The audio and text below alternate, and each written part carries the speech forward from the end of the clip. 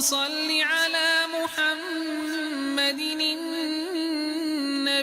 الأمي وعلى آله وسلم تسليما.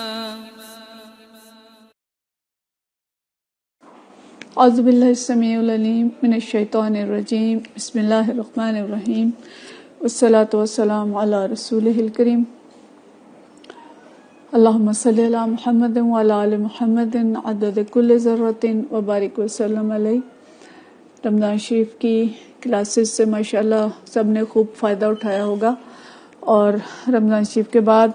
اب ہم دوبارہ سے اپنے دروس کا آغاز کرتے ہیں. اور بخاری شریف ہم پڑھ رہے تھے. بخاری شریف میں باب المساجد جاری تھا. باب المساجد میں اب تک جو ابواب ہم نے پڑھے تھے، اس میں ایک تو مسجد کا احترام اور اس کے آداب کے بارے میں ابواب تھے، اور مسجد کی صفائی ستھرائی کا خیال رکھنا، جیسے مسجد میں تھوکنا اس سے منع کیا گیا، اس کے آداب سکھائے گئے، اور اگر کوئی تھوک دے تو پھر اس کو کیسے صاف کرنا ہے، اس تھوک کا کفارہ کیا ہے، اس کے بارے میں ہم نے کافی ساری احادیث پڑھی. اسی طرح سے پھر قبلہ کی طرف رخ کر کے نہ تھوکنا، قبلہ کا احترام کرنا، دائیں طرف نہ تھوکنا بلکہ بائیں طرف تھوکنا، یہ سارے ابواب ہم نے تفصیل کے ساتھ پڑھے ہیں اس سے قبل. اور آخری جو حدیث ہم نے پڑھی تھی اس باب میں وہ یہ تھی کہ امام کا لوگوں کو نماز پوری طرح سے ادا کرنے کی نصیحت کرنا اور انہیں قبلے کے بارے میں بھی متوجہ کرنا. اس میں نبی کریم صلی اللہ علیہ وسلم کا جو فرمان تھا کہ میں تمہارے خشوع کو دیکھتا ہوں پیچھے سے بھی، اور جیسے آگے سے دیکھتے ہیں ویسے ہی پیچھے سے بھی دیکھتے ہیں، تو اس کی تفصیل ہم نے پڑھی تھی. آج کا جو باب ہے یہ مساجد کا باب نمبر 9 ہے، اور اس میں جو اس کا عنوان ہے حل یقال مسجد بنی فلان، کہ کیا یہ کہا جا سکتا ہے کہ یہ بنو فلان کی مسجد ہے، یعنی کیا مسجد کا نام رکھا جا سکتا ہے. جیسے ہم دیکھتے ہیں بادشاہی مسجد ہے، فیصل مسجد ہے، مسجد بلال ہے، یا ہمارے علاقوں میں مختلف نام ہوتے ہیں مساجد کے. ہمارے قریب کی جو مسجد ہے اسے تھانے والی مسجد کہتے ہیں، وہ اس لیے کہ اس کے قریب تھانہ ہے اور تھانے کی حدود کے اندر وہ مسجد ہے. تو کیا یہ جائز ہے، ایسے کہا جا سکتا ہے؟ تو اس پہ امام بخاری پورا باب لائے ہیں، اور اس کے شروع میں جو انہوں نے ڈسکشن لکھی ہے کہ ابراہیم نخعی رحمۃ اللہ علیہ فرماتے ہیں کہ ایسا کہنا مناسب نہیں ہے کہ یہ فلاں قوم کی مسجد ہے یا یہ بنی فلاں کی مسجد ہے. ان کا خیال یہ تھا کہ جب ہم کہیں گے کہ یہ بنی فلاں کی مسجد ہے تو اس کا مطلب ہوگا کہ یہ ان کی ملکیت ہے، جبکہ مسجد کسی کی ملکیت نہیں ہوتی، اور اس میں سب لوگ آ کے نماز پڑھ سکتے ہیں، سب کو حق حاصل ہوتا ہے کہ وہ نماز پڑھیں. لیکن امام بخاری رحمۃ اللہ علیہ اس بات کی تردید کرتے ہیں، اور وہ فرماتے ہیں کہ اس میں کوئی حرج نہیں ہے کہ مسجد کا نام رکھ لیا جائے، اور مسجد کو بنو فلاں یا کسی شخص کے نام سے بھی، جیسے ہم آج کے دور میں دیکھ رہے ہیں. تو یہ نام جو رکھا جاتا ہے یہ ملکیت کی نشانی نہیں ہوتی، بلکہ ایک پہچان ہوتی ہے کہ بھئی فلاں لوگ اس علاقے کے ہیں، وہ اس میں نماز پڑھتے ہیں، یا قریب ترین یا جو بنواتا ہے وہ نام رکھ دیتا ہے، تو لیکن اس کی ملکیت نہیں ہوتی.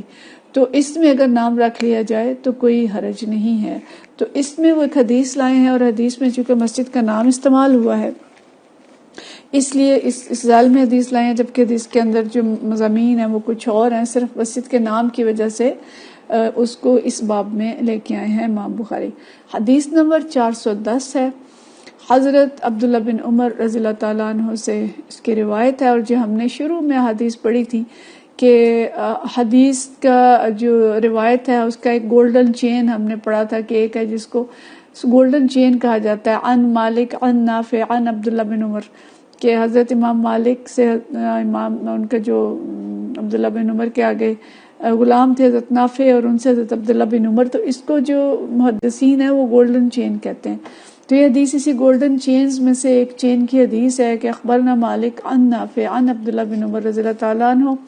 ان رسول اللہ صلی اللہ علیہ وسلم کے رسول اللہ صلی اللہ علیہ وسلم نے سابق بین الخیل التی ازمرت، کہ نبی کریم صلی اللہ علیہ وسلم نے گھوڑوں کی دوڑ کرائی. سابق بین الخیل، گھوڑوں کے درمیان دوڑ کرائی. الذی ازمرت، وہ گھوڑے جو کہ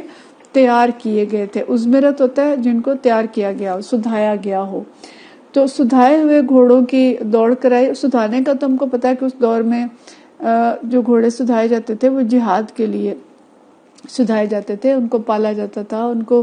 بہت اچھی مختلف قسم کی خوراک دیتے تھے سدھاتے وقت. اور جب وہ خوب موٹا ہو جاتا تھا گھوڑا تو پھر اس کو کچھ عرصے کے لیے ایک جگہ پہ بند کر دیتے تھے اور اس کے اوپر کپڑا ڈال دیتے تھے کہ اس کو پسینہ آئے، اور پسینہ آتا تھا پھر اس کی مالش کی جاتی تھی. اور یہ عمل جو ہے مسلسل کئی دن تک دہرایا جاتا تھا، جس سے خوراک اس کے جسم میں رچ بس جاتی تھی اور اس کا جو زائد موٹاپا تھا وہ ختم ہو جاتا تھا اور اس کی سانس لمبی ہو جاتی تھی جو دوڑتے وقت پھولتی نہیں تھی. تو اس کو خاص طور پہ اس طرح سے سدھایا جاتا تھا جہاد کے لیے. اور نبی کریم صلی اللہ علیہ وسلم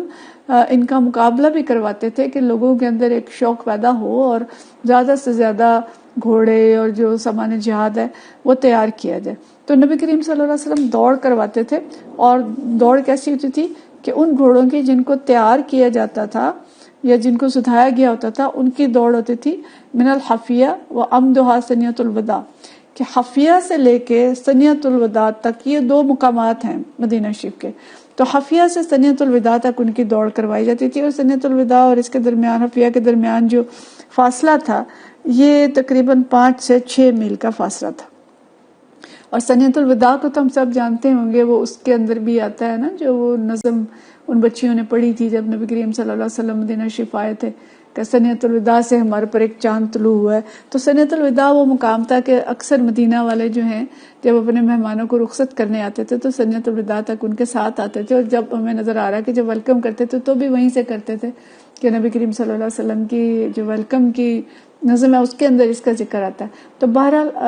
سدھائے ہوئے گھوڑوں کی دوڑ نبی کریم صلی اللہ علیہ وسلم حفیہ سے سنیۃ الوداع تک کرواتے تھے، جو 6 سے 7 میل کا یا 5 سے 6 میل کا فاصلہ ہے. اور جو گھوڑے سدھائے نہیں جاتے تھے ان کے بارے میں آتا ہے کہ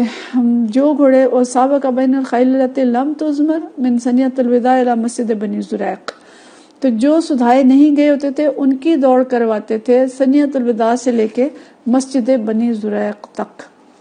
اور ان عبداللہ بن عمر کان فی من سابق بہا، اور حضرت عبداللہ بن عمر رضی اللہ تعالیٰ عنہ جو ہیں انہوں نے بھی اس گھوڑ دوڑ میں شرکت کی تھی. انہی سے یہ حدیث ظاہر ہے، مروی بھی ہے. تو دوسرے قسم کے گھوڑے جن کو تیار نہیں کیا گیا تھا ان کا مقابلہ تھوڑے فاصلے کے لیے ہوتا تھا، اور وہ 1 میل کا فاصلہ تھا جو سنیۃ الوداع سے مسجد بنی زریق تک کا فاصلہ تھا.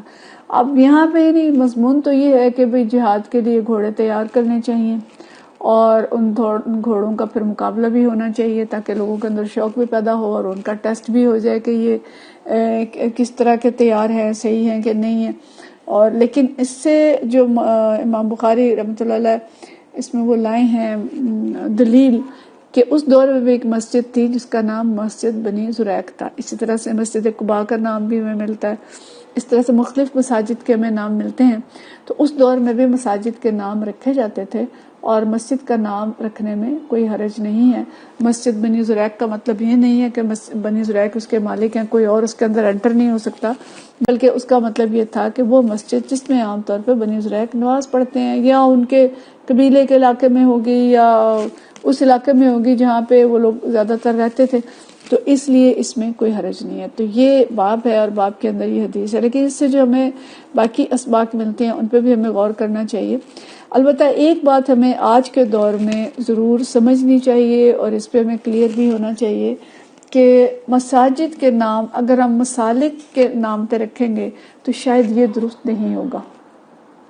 کہ ہم مسجد کے پیشانی پہ ہی لکھ دیں کہ یہ فلاں مسجد فلاں مسلک کی مسجد ہے. تو اس میں کیا ہوگا کہ دوسرے مسلک والا جھجکے گا وہاں اندر جانے میں. اور ہو سکتا ہے بعض جگہوں پہ تو یہ بھی ہوتا ہے کہ اگر کسی کو پتہ چل جائے کہ کوئی شخص کسی دوسرے مسلک کا داخل ہو گیا تو اس کی وہاں پہ اس کی توہین بھی کی جاتی ہے اور اس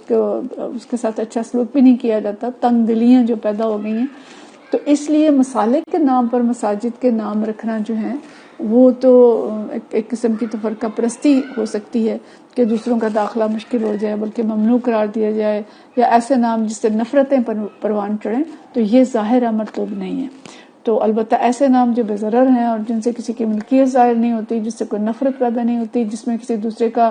داخلہ ممنوع نہیں ہے، تو اس کے وہ نام رکھنے میں کوئی حرج نہیں ہے. دیگر اسباق جو ہمیں اس سے ملتے ہیں کہ گھوڑوں کو دوڑ کے لیے تیار کرنا اور انہیں سدھانا تو جائز ہے، لیکن آج کل اگر گھوڑے صرف اور صرف ویسے ہی مقابلوں کے لیے کیے جاتے ہیں اور ان پہ پھر جوئے کھیلے جاتے ہیں اور ان کے لیے بڑے بڑے انعامات اور وہ پھر کچھ چیزیں اور ہیں جو ظاہر ہے آج کے دور کی ہیں، تو اس وقت کے اور ظاہر ہے جوا کسی صورت میں بھی جائز نہیں ہے، تو یہ گھوڑے جو جہاد کے لیے تیار کیے جاتے تھے اس کا بالکل جائز ہے، نبی کریم صلی اللہ علیہ وسلم نے خود کیا۔ آج بھی اگر ایسے کسی مقاصد سے چیزیں تیار کی جاتی ہیں بلکہ کرنی چاہیے، اور ہر دور میں جہاد کے جو بھی آلات ہیں مزید ہیں، آج کے دور کے آلات کچھ اور ہیں،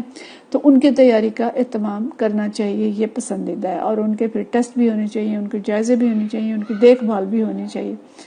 اور اگر گھوڑ دوڑ ویسے شوقیہ کی جاتی ہے اور اس میں کوئی شرط نہیں رکھی جاتی، اس میں جوا نہیں ہے، تو اس میں بھی کوئی حرج نہیں ہے، اور بلکہ نبی کریم صلی اللہ علیہ وسلم تو وہاں پہ پوزیشن ہولڈرز کو انعام بھی دیتے تھے، اور ایک دفعہ آپ صلی اللہ علیہ وسلم نے اول پوزیشن پر آنے والے کو 3 جوڑے یمنی کپڑوں کے عطا کیے، یہ قیمتی جوڑے ہوتے تھے اس دور کے، دوسری پوزیشن پر آنے والے کو 2 جوڑے، اور تیسری پوزیشن پر آنے والے کو 1 جوڑا عطا کیا، چوتھے نمبر پر آنے والے کو 1 دینار، 5ویں پر آنے والے کو 1 درہم،